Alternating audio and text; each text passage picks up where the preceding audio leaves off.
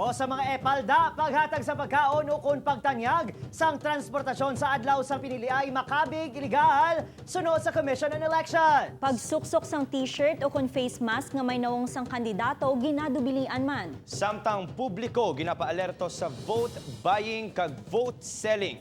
Yari ang balita nga aton gintutukan.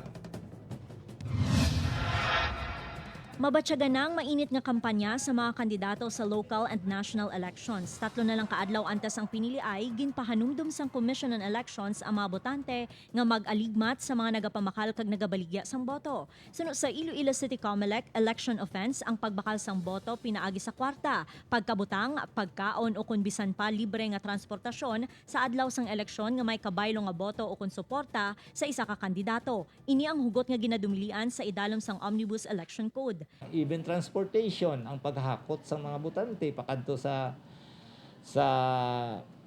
polling place, no, illegal ina, no, dapat hindi ina matabo, no, ang paghatag sa mga pagkaon, no, ginabawal ina.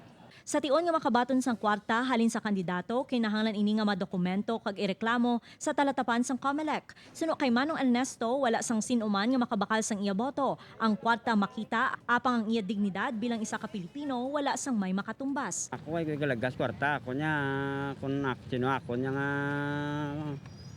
kung sa kandidato, mula na butuon ko lang niya Ako galagas sa kwarta. Ang iban nga botante nagpahayag nga ang kandidato nga ila botohon ang may tampad nga serbisyo sa mga tao. Kung ano tayo, butuon ko lang kung sino lang ang kandidato nga mahamutan ko lang Ito mo illegal ba ito noon na?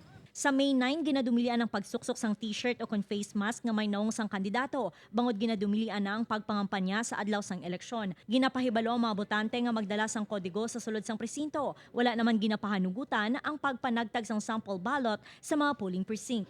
Upod kay Romel Porquia, Zen Kilantang, One Western Visayas.